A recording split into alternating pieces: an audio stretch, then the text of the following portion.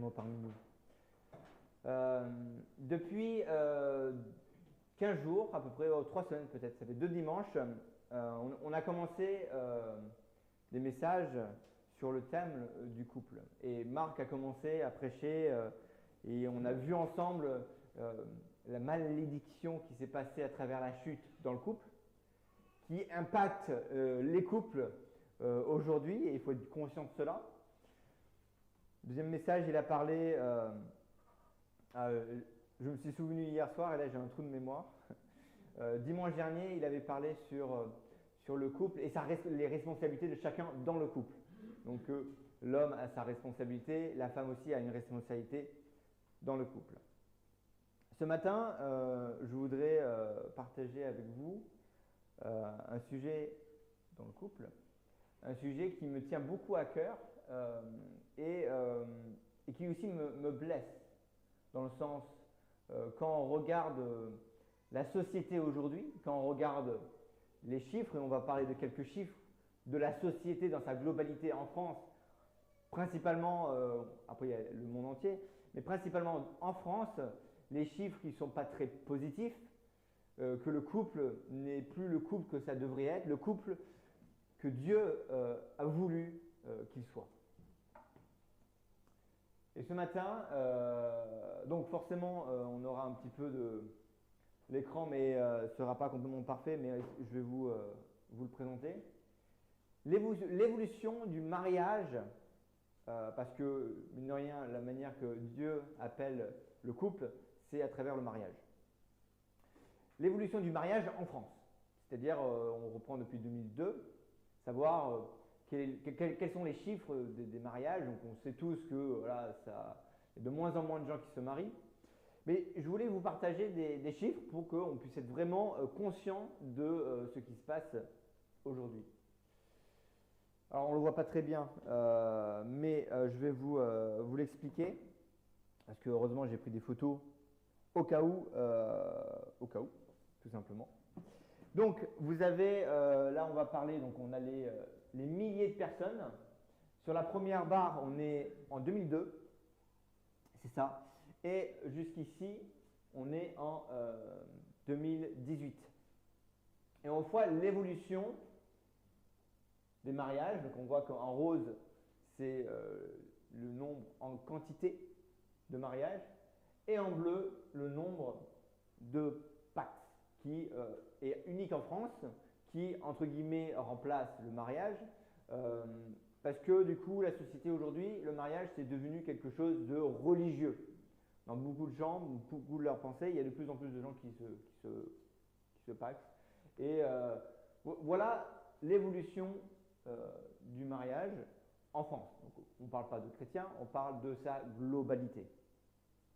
Elle est en déclin, donc il y a de moins en moins de gens qui se marient, malgré qu'il y ait de plus en plus de gens qui vivent.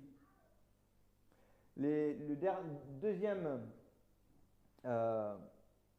donc ce sont des ressources que j'ai trouvées sur IFOP et sur INSEE, donc forcément ce sont des données très fiables.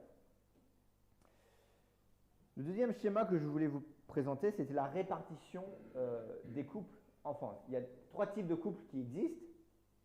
Il y a le mariage, il y a le pacte et ce qu'on appelle le concubinage, c'est-à-dire vivre ensemble sans rien de légal, mais juste être ensemble, être en couple. Et les résultats, donc on n'a pas tous les données, est-ce qu'on a la première? Oui, on a au moins la première, et celle-ci c'est la totalité et c'est réparti par âge. Donc par exemple sur la première tranche, c'est moins de 24 ans sur celle-ci. Après ça va de 25 à 29 ans, la deuxième barre, 30 à 34 ans, la troisième barre, 35 à 39, etc., etc. Donc on voit que le plus on vieillit, le plus on se marie. Ou alors c'est une question de génération. Les nouvelles générations ne se marient moins. Le bleu, ce sont les gens qui sont mariés. Et en vert, ce sont les gens qui sont pacsés. Et en jaune, ce sont les gens qui sont en concubinage. Donc on voit que à moins de 24 ans, la majorité du pourcentage vient en concubinage. Et c'est jusqu'à à peu près 30 ans. Les moins de 30 ans, la moitié des gens ne sont ni pacsés, ni mariés. C'est quelque chose, c'est des constats, ce sont des faits, et ça c'est des données de 2016 qui, on a besoin de les poser pour vraiment savoir qu'est-ce que la Bible nous dit, parce que la société aujourd'hui ne va pas dans le sens de la Bible. Alors je voulais aussi vous partager le taux de divorce, parce que mine de rien, c'est quelque chose qui impacte aussi notre société. Et là, je ne vais pas dire que de juger le divorce c'est bien, c'est pas bien, mais c'est un chiffre qui nous permet de réaliser le constat de la société en général. Le taux de divorce des mariages dans sa globalité, donc 100%, tout le monde se divorce. Et en France, on est presque à la moitié. On est à 46% de taux de divorce des mariages en France. C'est un chiffre qui est très élevé, je trouve. Mais grosso modo, presque un mariage sur deux se termine en divorce. Et la moyenne, la durée moyenne d'un mariage, ça c'était un résultat en 2016, est de, on ne le voit pas, mais de 5 ans. C'est pas très long. Et moi j'ai envie de dire, j'ai passé le cap. Je suis la moyenne. Mais je ne prévois pas de me divorcer, je préfère vous le préciser. Mais 5 ans. Un mariage en moyenne dure 5 ans. Enfin, dans la globalité, hein, je parle. Alors, je voulais aussi, alors on n'aura pas tout, mais je vais vous l'expliquer. Hein. Les raisons des ruptures. C'est aussi quelque chose que j'ai envie qu'on puisse l'avoir bien en tête, savoir, mais pourquoi les gens se divorcent? Alors, quand on n'est pas marié, pourquoi les gens se séparent? Parce qu'en fait, quand on vit en concubinage, c'est très facile de se séparer, c'est du jour au lendemain. Quelles sont les raisons des ruptures? Il y a plusieurs raisons. Alors, je vais vous les citer parce qu'ils ne sont pas tous affichés sur le tableau. Nous avons, on a les désaccords. Quand on parle de désaccords, je vais vous parler plus dans le détail. L'infidélité, l'argent, le travail, l'addiction, les beaux-parents. Alors, j'ai trouvé ça rigolo, sans que ça soit rigolo. Et l'égoïsme. Et ça a été réparti, je crois que c'est IFOP qui a fait une étude sur cela, en pourcentage, lequel a le plus de taux qui provoque des ruptures dans les couples. Le plus bas, c'est l'addiction. L'addiction, c'est l'addiction de jeux vidéo, l'addiction que ce soit des jeux, les addictions dans sa globalité. Il y a d'autres addictions qu'on nomme pas trop, mais moi, je ne suis pas addict au téléphone. Moi, je regarde juste des infos. Hein. Je ne suis pas addict. Hein. Je ne veux juste pas discuter avec ma femme jusque je suis sur mon téléphone. Le téléphone est une forme d'addiction. Et je sais parce que je confesse.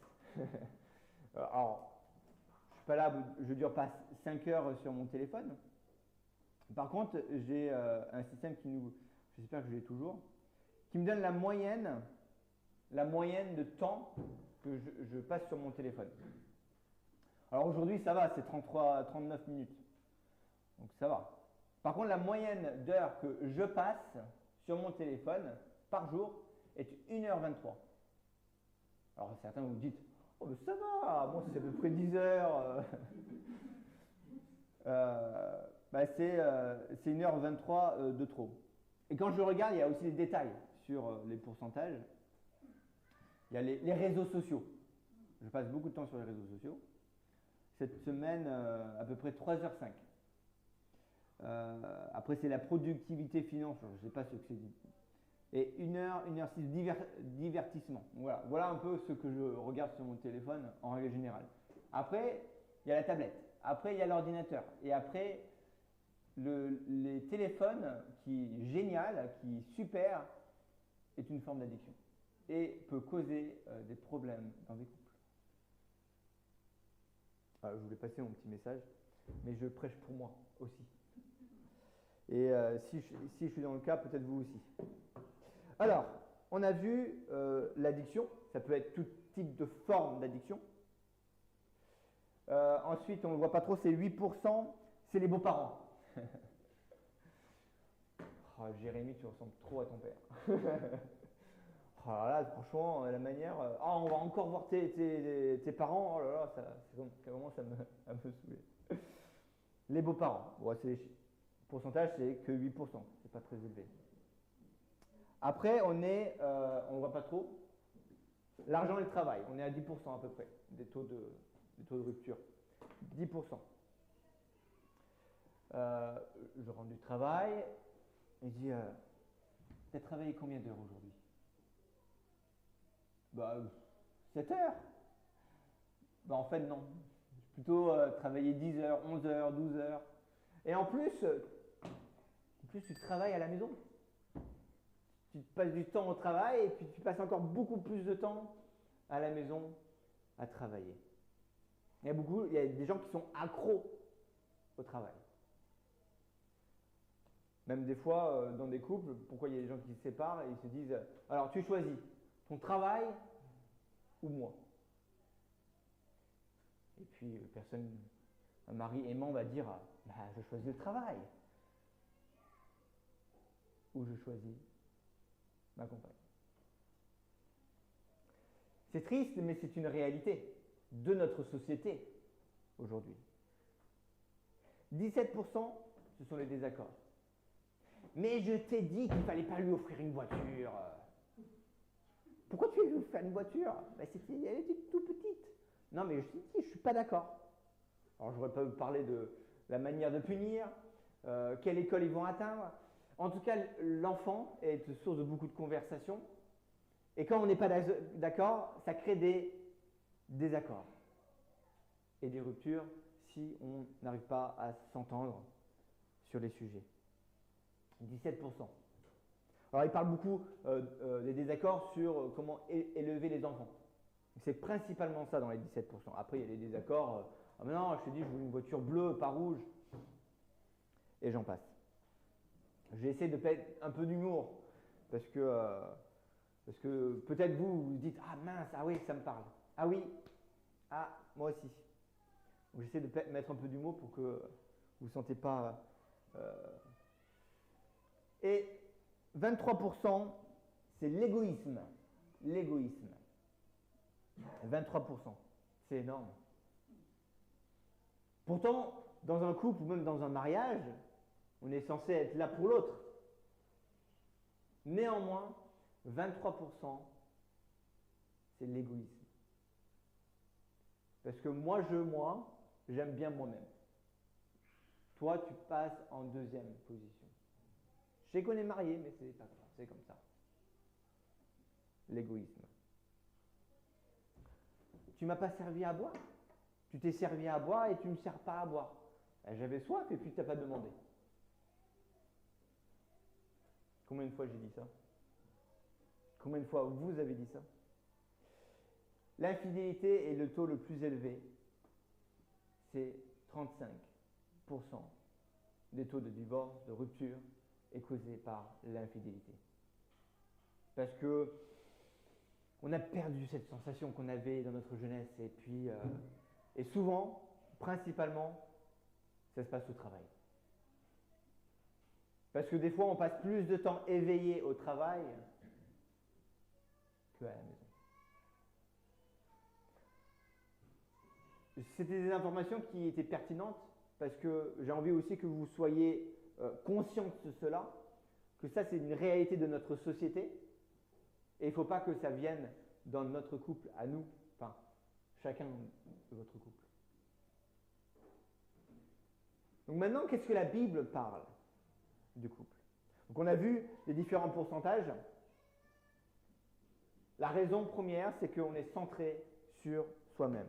Quand on parle de l'argent, le travail, je préfère mon travail que ma femme, que mon mari. L'infidélité, bah écoute, l'herbe est plus verte de l'autre côté de la frontière. Des désaccords parce que moi j'ai raison et toi tu as tort. Les beaux-parents, tes parents c'est tes parents, mais mes parents sont mieux que les tiens. L'égoïsme, j'aime bien penser qu'à moi-même. Et l'addiction, ça me fait du bien. Donc je le fais. Dans toutes ces raisons-là, c'est qu'on est centré sur soi-même.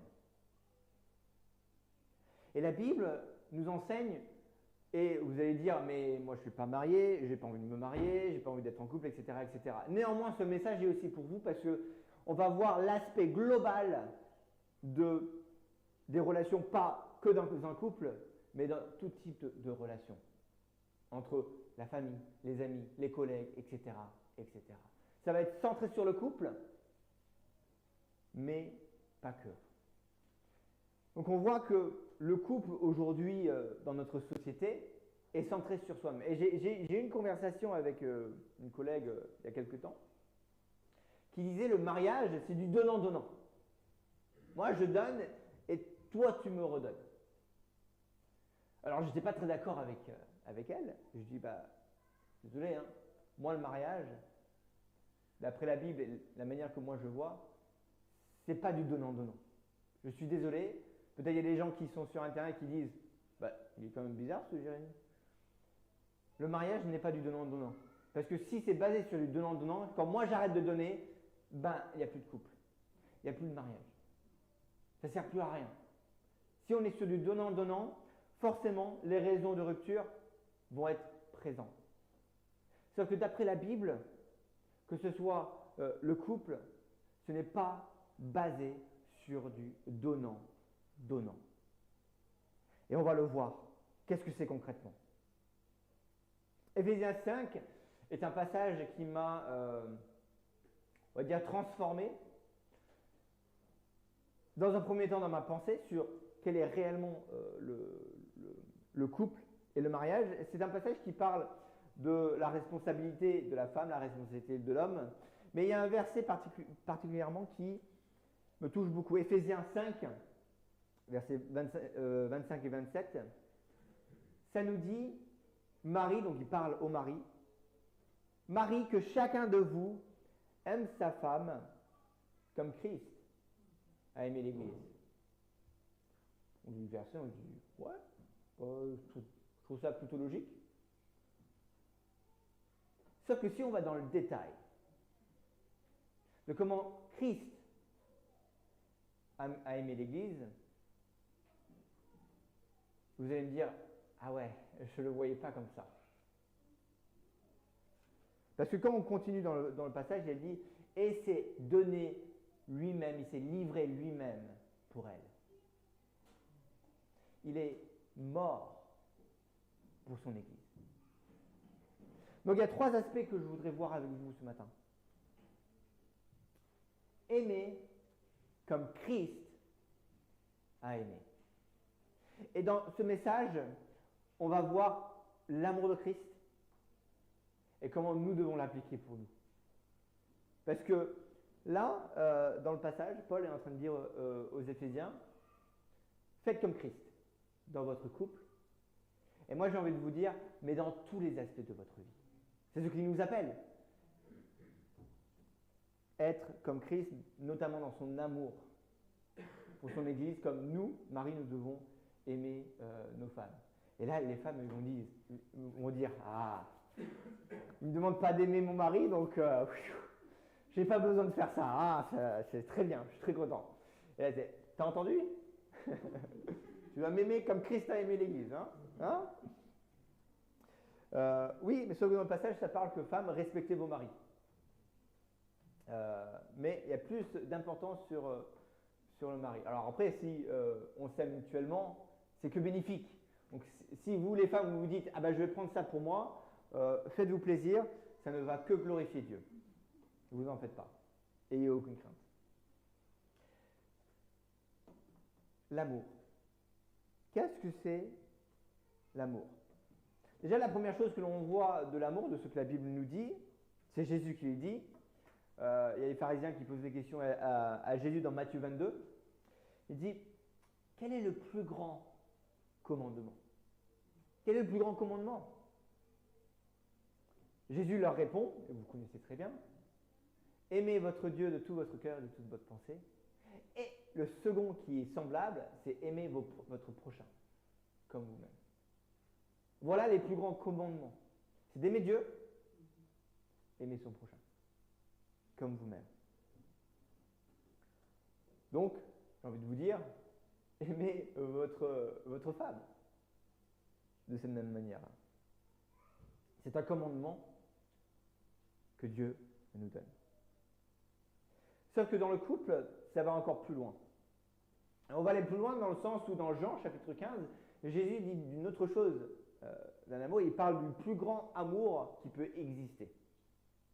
Il dit dans Jean chapitre 15 qu'il n'y a pas de plus grand amour que de donner sa vie pour ses amis. Et là, il fait référence à lui-même, qui va mourir sur la croix pour ses disciples et pour tous les autres. Et là, si on prend ce même exemple pour le couple, le mari doit mourir, littéralement, pour sa femme.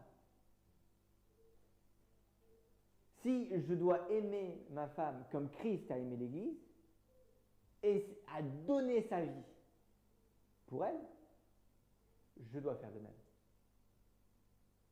Non seulement dans les choses que je fais ou que je dis, mais aussi physiquement. Est-ce que moi, je suis prêt à mourir pour ma femme? Posez-vous la question. Je discutais avec un de mes coachs de basket quand j'étais plus jeune, parce que maintenant j'ai pris ma retraite de basket. Donc quand j'étais plus jeune, dans le bon vieux temps, j'avais un coach qui me parlait, on me parlait de l'amour, et notamment de l'amour de Christ. Et il me disait, oui, mais on est quand même orgueilleux. Si, il parlait, il avait des enfants, si j'ai mon fils qui traverse la rue et qu'il y a une voiture qui arrive, il m'a dit, je ne suis pas sûr que j'irai devant la voiture pour sauver la vie de mon fils. Certains de vous lui disent, oh! Mais dans sa pensée, il ne se voyait pas le faire. Il veut aider son fils, mais il n'était pas prêt à mourir pour son fils. C'est pour ça que la nuance de l'amour doit être bien mesurée. Et l'amour dans le couple, il est à cet extrême-là, c'est-à-dire être prêt à mourir pour son couple et pour sa femme.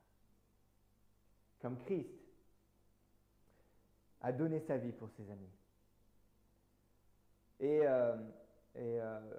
je ne l'ai plus là, mais Jésus il a dit, le bon berger donne sa vie pour ses brebis.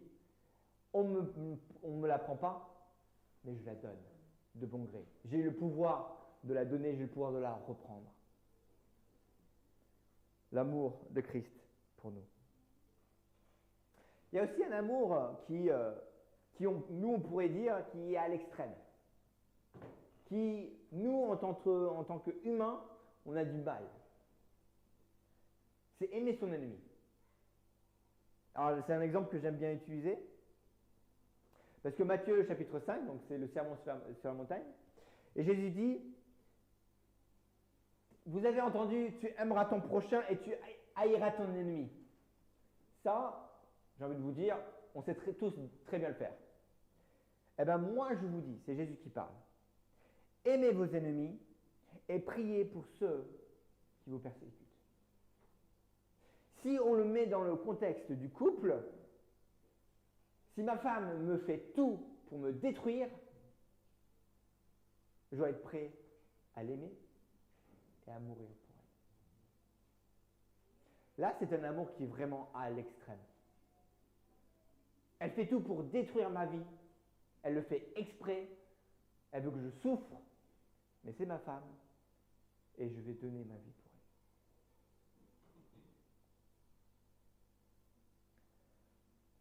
elle. Alors, c'est très facile à dire. Je veux dire, je prends un nom au hasard, mais Jacques, aime ton ennemi. Il vient me voir et il dit, ce collègue au boulot, et franchement, il me fait des coups dans le dos et c'est vraiment désagréable. Limite, j'ai envie de le virer. Et puis moi, je lui dis, mais aime ton ennemi. Justement, fais-lui du bien. Et puis il me regarde, il me dit, mais t'es dingue. T'as pas écouté ce que je t'ai dit? Il me poignarde dans le dos à travers des paroles, à travers des actions, et tu veux que je l'aime? C'est juste pas possible en tant qu'être humain. Il fait tout pour détruire ma vie.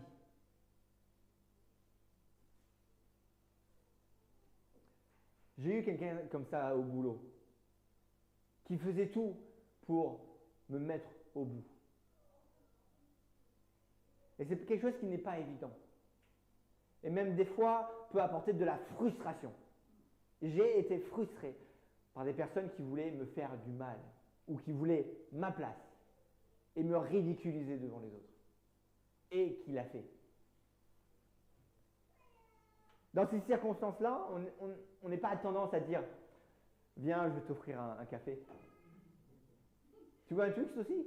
Tiens, je t'offre un Twix. » Ce n'est pas mes premières pensées qui me viennent. Donc ça va être très facile de dire « Henri, aime tes ennemis. » D'accord? Tout le monde peut le dire. C'est très facile à dire. À faire, c'est une autre histoire. Alors, c'est intéressant parce que, j'aime bien prendre cet exemple, c'est que la personne de Jésus qui dit « aime ton ennemi », ben lui, il l'a fait. Non seulement il l'a dit, mais il a aimé ses ennemis. Je dis « ah bon ?» Je dis « bah oui, il t'aime. » Et vu qu'il t'aime, bah, c'est une preuve qu'il aime ses ennemis. Je dis « mais je ne suis pas ennemi de Christ. » Bah écoutez, on peut aller voir dans plusieurs passages et puis je vous prouve le contraire. Jacques chapitre 4, versets 4 et 6. Ne savez-vous pas qu'aimer le monde, c'est haïr Dieu? Si donc quelqu'un veut être ami du monde, se fait ennemi de Dieu. Voilà. Si vous péchez, vous êtes ennemi de Dieu. Point. Et Christ vous aime. Et Christ est mort pour vous. Christ est mort pour vos péchés. Donc, Jésus-Christ, non seulement il a dit « aimez vos ennemis », mais il l'a fait parce qu'il vous aime. Parce qu'il vous aime. L'amour de Christ, c'est le manifester en donnant sa vie pour ses ennemis. Combien plus nous devons mourir pour notre couple? Combien plus? L'amour dans le couple. Alors, l'amour est manifesté quand on donne sa vie pour son couple. La grâce de Dieu, parce que finalement, la grâce de Christ, qui est manifestée pour l'Église, comme il faut aimer sa femme comme Christ a aimé l'Église, de même, démontrer de la grâce. Il faut démontrer dans la grâce et puis je me suis penché sur la question, je me suis dit, mais la grâce, c'est quoi la définition? Parce qu'on parle de grâce, etc., etc. Ça signifie quoi? Alors j'ai cherché un peu les dictionnaires et la faveur accordée à une personne. Tout simplement. Alors souvent on parle de la grâce présidentielle, où on va avoir des prisonniers qui vont rechercher de recevoir la grâce, ou alors il y a des gens qui vont essayer de rechercher la grâce de Dieu, sauf que la grâce n'est pas la recevoir. La grâce, c'est la donner. Romains chapitre 11, versets 5 et 6 nous dit « Puisque c'est par grâce, cela ne vient pas des œuvres qu'on est sauvé, alors la grâce n'est plus une grâce. » Éphésiens 2,8 nous parle aussi « C'est par grâce que vous êtes sauvés par le moyen de la foi. Ça ne vient pas de vous, c'est le don de Dieu. » Et ça c'est très important. Cela ne vient pas de vous. Donc, que ce soit dans le couple ou même dans toutes vos relations, il faut vivre et que la grâce se déverse de nous. Mais comment ça peut se faire? Comment peut se faire la grâce? Tout à l'heure, je vous ai parlé que il y avait une dame qui me disait que le couple, le mariage, ça doit être du donnant-donnant. Sauf que si on se base sur du donnant-donnant, bah, dès que je ne reçois plus, je ne donne plus. Dès que je ne reçois plus, je ne donne plus. Et puis je vais chercher ailleurs pour où est-ce que je peux recevoir l'amour. Et beaucoup de gens, ils recherchent l'amour, ils recherchent la joie, ils recherchent plein de choses dans cette terre. Et on essaie de le voir à travers des jeux, des téléphones, des gadgets, des voitures, des maisons. Enfin, les gens recherchent l'amour, se sentir bien, la joie, mais ils ne la trouvent jamais. Ils veulent toujours plus. Sauf que la grâce, alors je vous montre, mais tout n'est pas écrit. La grâce de Christ reflète sa décision en tant que donneur et non en tant que receveur. La décision de la grâce, c'est quelqu'un qui te la donne. C'est l'importance sur le donneur de la grâce et pas le receveur. Parce que si on se concentre de se recevoir la grâce, bah finalement on ne recherche pas vraiment une grâce. On recherche quelqu'un qui nous donne un intérêt et puis voilà quoi, c'est pour moi-même. Sauf que la grâce, c'est Christ qui la donne. C'est pas moi qui va l'avoir. Christ donne sa grâce. Et pour illustrer, la grâce, c'est de ne pas laisser l'espace pour pouvoir recevoir quelque chose. Est-ce que vous êtes déjà allé chez quelqu'un et vous venez avec un présent? Alors en France, on aime bien venir avec une bouteille de vin ou un petit cadeau ou des bouquets de fleurs. Souvent, c'est très, très commun de venir avec un bouquet de fleurs. Et des fois, les gens se sentent obligés par la suite de vous donner des cadeaux, même s'ils ne veulent pas. Ça vous est déjà arrivé? Ou même, vous invitez des gens chez vous à déjeuner ou à dîner, et puis les gens ils se sentent forcés de vous réinviter par la suite. Vous avez jamais vu ça? Si, ça fait partie du code de savoir-vivre. Ben, tout à fait, c'est tout à fait ça. Mais aujourd'hui, quand on regarde Christ et la grâce, ce n'est pas ça. Il y avait quelqu'un qui me disait, si vous voulez déverser de la grâce vers quelqu'un, c'est l'inviter à dîner et vous savez très bien qu'il ne pourra pas vous la rendre, qu'il ne pourra jamais vous inviter. Et c'est ça l'aspect de la grâce. Dieu et Christ nous déversent sa grâce, sachant que nous, on n'a rien à offrir. On n'a rien à offrir. Quand j'étais à l'Institut biblique, il y avait beaucoup de gens très intelligents qui disaient, quand ils ont reçu le diplôme, ils disaient « Ah, maintenant le Seigneur peut travailler grâce à moi. » C'est un peu l'idée orgueilleuse en disant maintenant le monde va être révolutionné parce que Dieu va m'utiliser. Sauf que ce n'est pas l'aspect qu'il faut avoir. Ce n'est pas Dieu qui va m'utiliser parce que je suis bien, il va m'utiliser parce que je suis pourri. Je suis une pomme pourrie et il va m'utiliser. Et d'ailleurs, il y a un passage qui parle, qui prend les choses. J'ai perdu le passage. Les choses les plus moins que rien de la terre pour pouvoir convaincre les grands. Mais aujourd'hui, quand on parle de cette grâce, c'est vraiment cet aspect-là. C'est donner sans rien attendre en retour. Parce que souvent, inconsciemment, ou consciemment des fois, j'offre, et puis, d'ailleurs, tu me dois un resto, est-ce que je t'ai invité au resto? Du coup, c'est quand tu m'invites au resto? Hein? Et des fois, c'est consciemment, alors là, c'est encore pire. Mais la grâce, c'est pas ça. C'est donner sans rien attendre en retour. Et c'est pas évident parce que notre société fait que. Alors, je voulais pas forcément l'aborder, mais j'estime que c'est quelque chose qui est essentiel. Quand on regarde aimer votre femme comme Christ a aimé l'Église, c'est quelque chose qui va être fondamental. Le pardon. Et le pardon dans le couple. Vous avez vu tout à l'heure, on a vu les pourcentages des taux de pourcentage des personnes qui ont des ruptures c'est être orgueilleux et souvent il n'y a pas de pardon. Et des fois, c'est 35% d'infidélité et il y a des gens qui ne veulent pas pardonner suite à une infidélité. Le pardon est quelque chose d'essentiel. Et l'infidélité peut être pardonnée. Tout péché peut être pardonné. Donc le pardon dans le couple. Alors c'était intéressant parce que j'ai lu dans Matthieu 18, je vais peut-être le regarder un petit peu, si c'est bien fait. Matthieu 18, excusez-moi, j'étais dans Jean, non, c'est pas le bon évangile. Matthieu 18, il y a Pierre qui pose une question et il y a Jésus qui répond.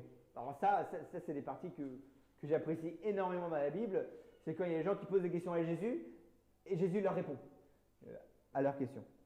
Donc verset 21, Pierre s'approche de Jésus et lui demande, Seigneur, si mon frère se rend coupable à mon égard, combien de fois devrais-je lui pardonner?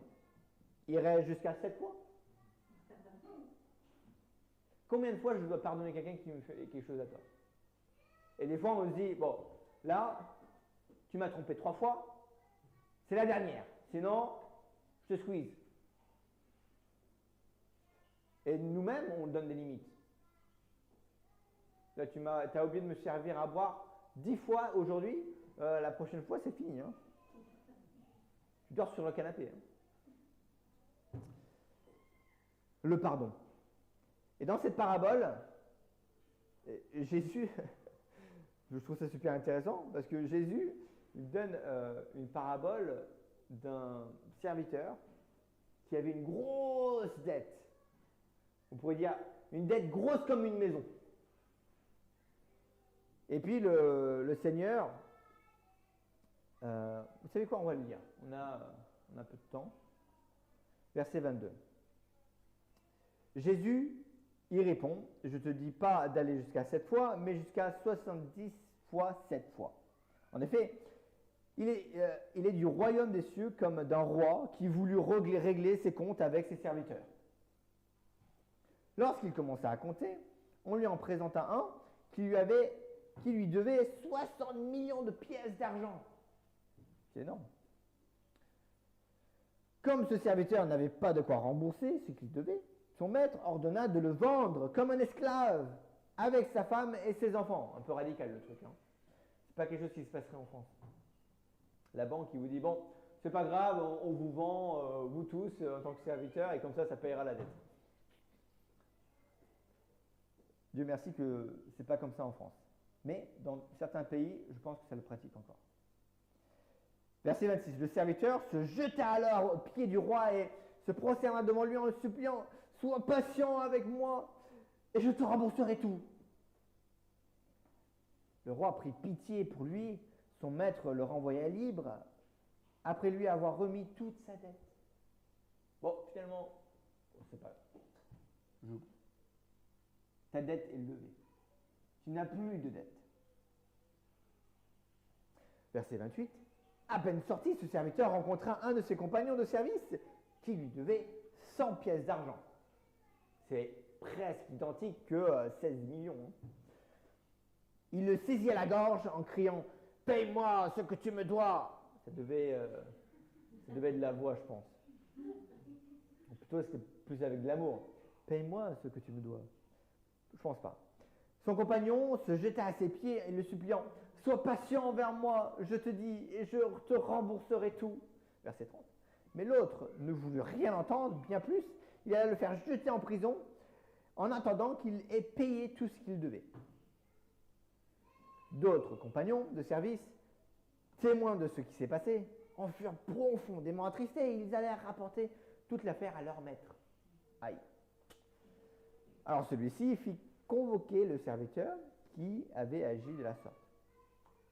« Serviteur mauvais, lui dit-il, tout ce que tu me devais, je te l'avais remis parce que tu m'en avais supplié. Ne devais-tu pas, toi aussi, avoir pitié de ton compagnon comme j'ai eu pitié de toi ?» Et dans sa colère, son maître le livra au bourreau jusqu'à ce qu'il ait remboursé toute sa dette.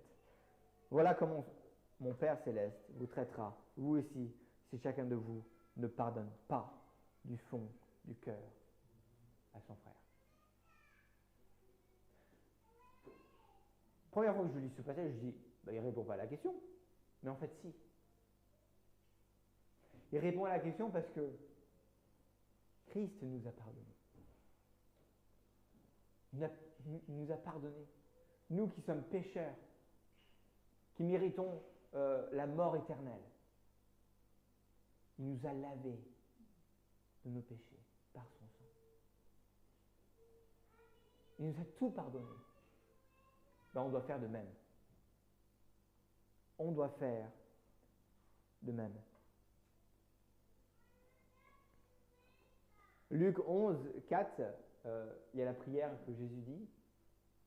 Pardonne nos péchés, comme nous pardonnons aussi ceux des autres. La prière que Jésus donne en exemple. Romains chapitre 5, versets 6 et 11, c'est un passage, je vous inviterai à le lire seul. Tout le chapitre 5, il est génial. Alors que nous étions ennemis de Dieu, Dieu nous a réconciliés avec lui par la mort de son Fils. Il nous a réconciliés avec lui par la mort de Christ. Il vous a pardonné. D'autant plus dans votre couple et tous les gens que vous connaissez, même vos ennemis, même les gens qui veulent vous traîner dans la poussière, les pardonner. Ça me fait penser à, c'est Étienne je crois, qui se fait lapider parce qu'il parle de Christ. Et il dit la même chose que ce que Jésus dit, pardonne-leur, ils ne savent pas ce qu'ils font. Ils ne savent pas ce qu'ils font. Le pardon de Christ qui nous réconcilie doit nous pousser à pardonner dans notre couple. Mais dans tous les aspects. Et des fois, bien souvent, au boulot, mais ça peut être aussi dans le couple, la communication fait défaut. Fait tellement défaut que finalement, on pense que cette personne nous déteste, mais en fait non, sauf qu'on ne communique pas. Ou des fois, je vais prendre un exemple complètement banal. Je me lève le matin et je m'en vais pour aller travailler. Et je rentre à la maison et mon épouse me fait la tête. Je dis, mais qu'est-ce que j'ai fait? Qu'est-ce qui s'est passé? Elle me fait la tête parce que je ne lui ai pas dit au revoir quand je suis parti le matin. C'est quelque chose de tout à fait banal et tout à fait bête. Néanmoins, la communication doit être essentielle.